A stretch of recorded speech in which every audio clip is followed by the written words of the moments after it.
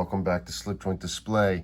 Today we're looking at a modded Great Eastern Cutlery 35 in distressed whiskey barrel oak.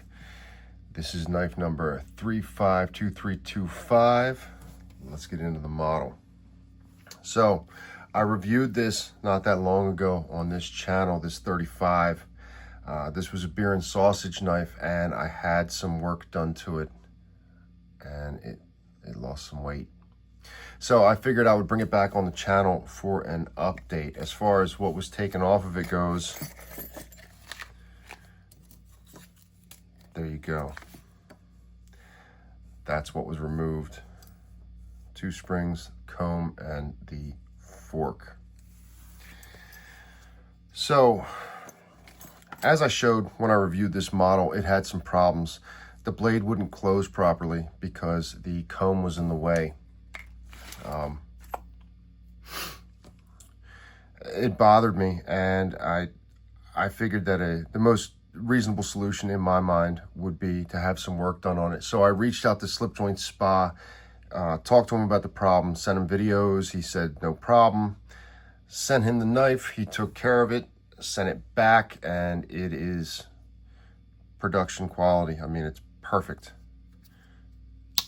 Just no issues at all. Centering is perfect. Action is great. No gaps. You can't see any pins. I mean, he did a perfect job on this. Real straightforward guy, real easy to deal with. Plan on doing more business with him in the future. In fact, I've already got that going. So yeah, great interaction there, great work done on it. The knife didn't work out the way that it was. It just, like I said, the comb was in the way, and I could have tried sending it back to Great Eastern Cutlery and seeing if they would do warranty work on it. But looking at this knife and what it was, I thought that it just had too much potential as a single blade for me not to go a different route, and that's why I chose to go the route that I did. And I'm happy that I did. I'm happy with this model as it stands. I really, really like it this way.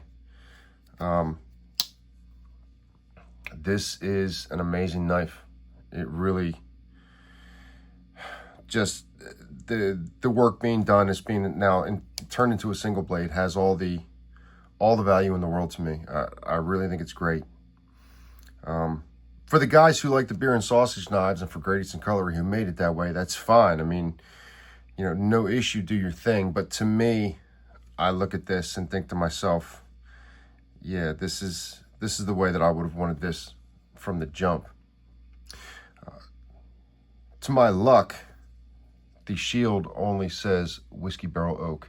So the only thing on the knife that even relates it at this point to a beer and sausage knife is the B&S on the blade. Your billboard there, which I can dig it. That's fine. I mean, it's eventually going to be overtaken by patina, and even when it's not, B&S can mean a lot of things. So, but I'm glad to have this knife back, and I'm glad I've already started carrying it. I've got the beginnings of a patina on it, but the work being done,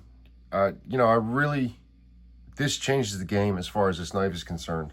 I mean, for me, it puts this knife into a different class in my mind of knives that really stick out for me. You're talking about these single blade jackknives, surprisingly mostly spear. I could have gotten some clip points in here, but this is just what I grabbed. But it kind of fits into this classification of knives to me that are on the medium large to large side, single blade jackknives that just have covers that really stand out. I'm not going to say that I love it or don't love it as much as the rest of these knives, or any one particular of these knives, but I certainly think that it fits into the same category now. Now, you could make the argument. I mean, there are some differences here. These are all sleeve board patterns, whereas a 35 is an equal end cigar. And I don't know that I've ever seen Great Eastern Cutlery do an equal end cigar, single blade. Nothing comes to mind anyway, but it's fine. I can dig it.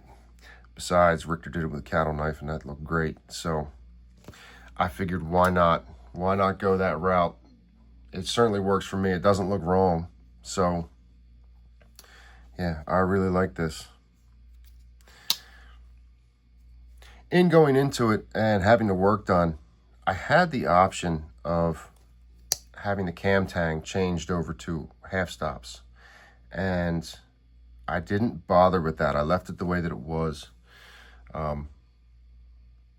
It's something different. And that has some, that stands out to me. That's got some significance. I can definitely dig cam tangs. Not that I don't like half stops. I do. But just to have something a little bit different on a knife, yeah, I like that.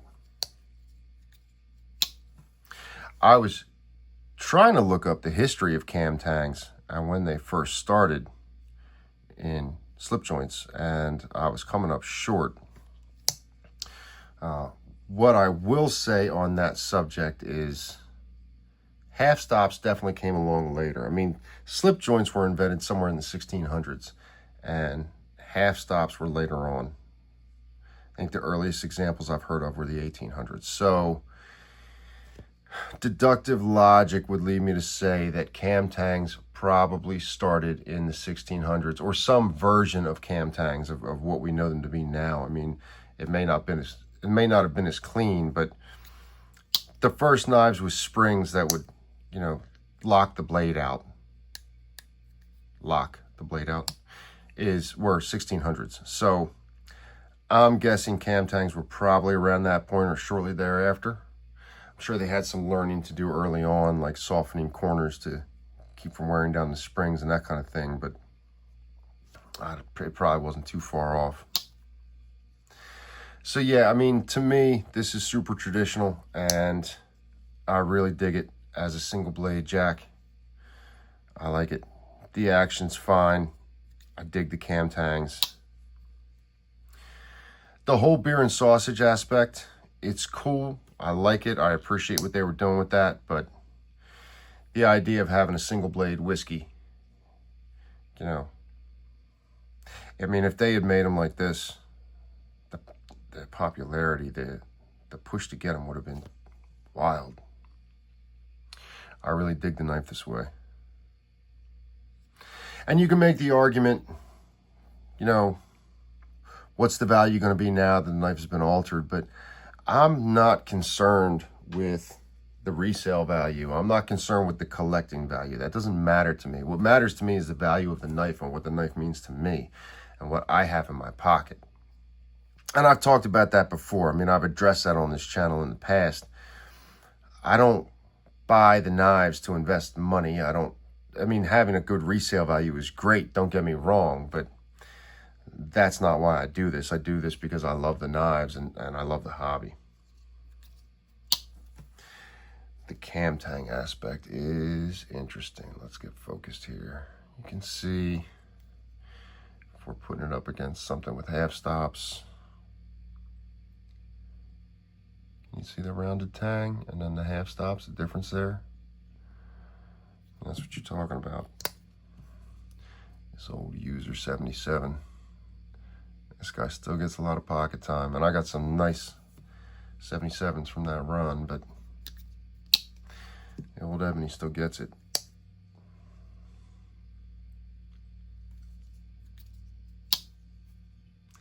Yeah.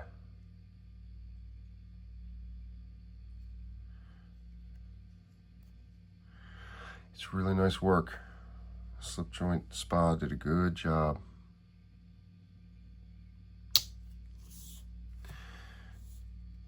I had put an edge on this before I sent it. I got it back and I still had to touch it up a bit. Just kind of bring some life back to the edge.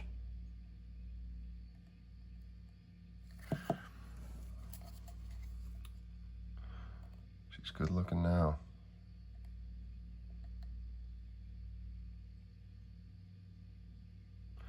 Nice, tight, clean bevel. That's not easy to do looking through the viewfinder.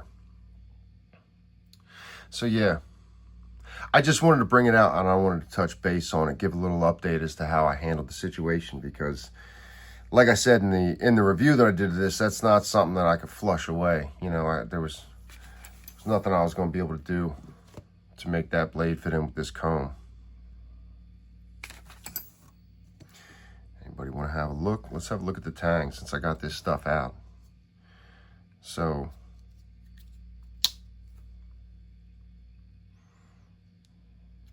I don't think this is a cam tang. I forget what this is called. I think I mentioned it in the review, but it's like a cam tang that's not as aggressive. It's just kind of loose once you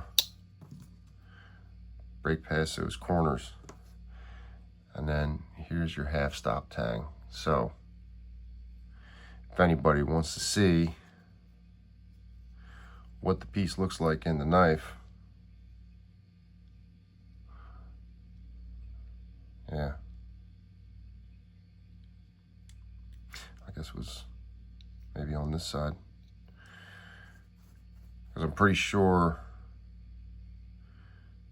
it was opposite. I don't remember. I think it might have been opposite the blade. Not sure. But yeah, I mean, that's what you're talking about. So 352325. So this knife itself is now numberless. And then just for another look, here are the pieces, the other pieces that came out. Here's your springs. Look at that. Man, that's tight. That's thin right there. And this piece, I don't know where they were, but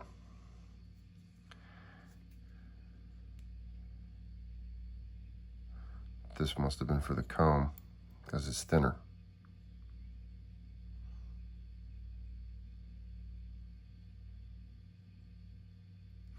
Interesting stuff.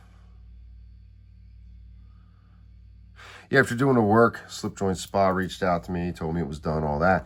And he said, do you want the pieces back? And I said, you know, if you want to keep them, you know, that's fine. If not, I'll take them. And he said, I've got so many. And I said, okay, well, send them.